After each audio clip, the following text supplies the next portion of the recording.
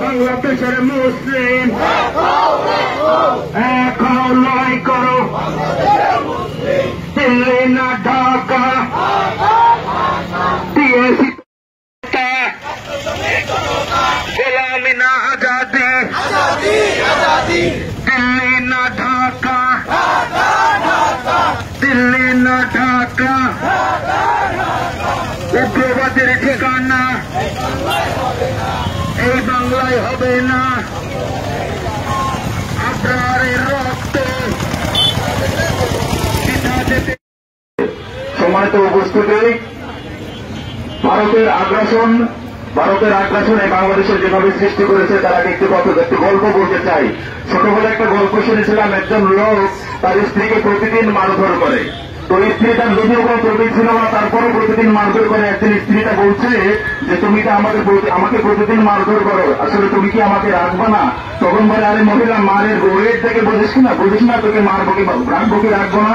তখন বাংলাদেশের মুসলিমরা আজ এদেশের হিন্দু সম্প্রদায়কে সিকিউরিটি সর্বোচ্চ মাত্রায় পৌঁছিয়েছে। তাদের মন্দির পাহাড়ে দিচ্ছে আমরা, তাদের সকল সিকিউরিটি আমরা দিচ্ছি। তারপরেও ভারত যে পরিমাণ আমাদের উপর আগ্রাসন করছে এবং ভারতের মুসলমানদের যেভাবে নির্যাতন নিপীড়ন করছে, এ থেকে বোঝা যায় তারা আমাদের সাথে লড়াই করতে চাই।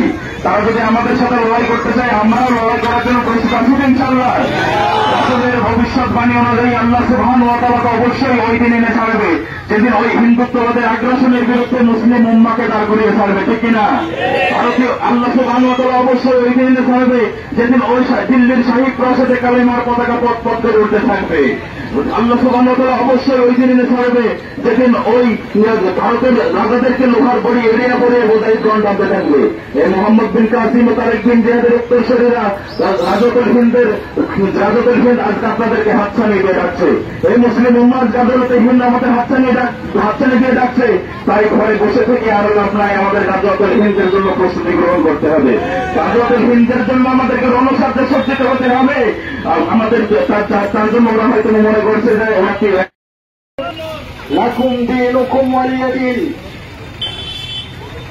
এই জমিনে বহু মানুষ তারা তাদের মনমুক্তি ধর্ম আবিষ্কার করেছে, বহু মতের আবিষ্কার করেছে, বহু পথের আবিষ্কার করেছে। তারা সেই পথ এবং মত মেনে চলবে, আল্লাহর স্পষ্ট বিধানকে মানবে না। এরপরেও মুসলিমরা তাদেরকে কোন জোরাজুরি করবে না। আল্লাহ পাক বলছেন, মুসলিমরা তোমরা বলো লাকুম দীনুকুম ওয়ালিয়া দীন। আমাদের ধর্ম আমরা আমাদের মতো পালন করব, তোমরা তোমাদের ধর্ম তোমাদের মতো পালন করবে। আমাদের ধর্ম পালনে, আমাদের ধর্ম প্রচারে, আমাদের ধর্ম প্রসারে যদি কোনো প্রকার বাধা প্রদান করো, সেই আল্লাহ রাব্বুল আলামিন যিনি বলেছেন লাকুম দীনুকুম ওয়ালিয়া দীন, আমাদের ধর্ম আমাদের, তোমাদের ধর্ম তোমাদের, আমাদের মতো করে আমরা আমাদের ধর্ম পালন করব, তোমাদের স্বাধীনতা মতো তোমরা তোমাদের ধর্ম পালন করবা। কিন্তু যে মুহূর্তে আল্লাহর এই জমিনে আল্লাহর মনোনীত দিনকে মানতে বাধা দেওয়া হবে, সেই দিন মুসলমান আর বসে থাকবে না ইনশাআল্লাহ। যে কোন ধরনের প্রতিবাদে মুসলিম ঝাঁপিয়ে পড়বে, অস্ত্র যদি হাতে তুলে নিতে হয় অস্ত্র হাতে তুলে নেবে, তলোয়ার হাতে তুলে নিতে হবে, মুসলিম বসে থাকবে না, তলোয়ার হাতে তুলে নেবে। পারমাণবিক বোমার সামনে মুসলিম জাতি তার বুক পেতে দেবে।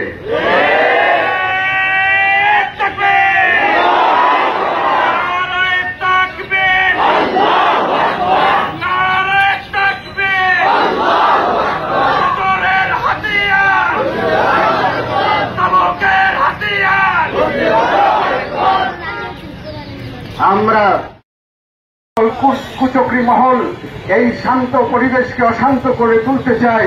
রব্বুল আলামিন তাদের সকল ষড়যন্ত্র তুমি নস্যাৎ করে দাও। রব্বুল আমাদের সীমান্ত মধ্যেই হবে, আমাদের সকলকে মরণের সময় শাহাদাতের মরণটা দিও। রব্বুল আলামিন আমাদের সকলের দোয়া কবুল করে নাও। আজকের আয়োজকদের মনের কথাগুলো কবুল করে নাও। সহকারে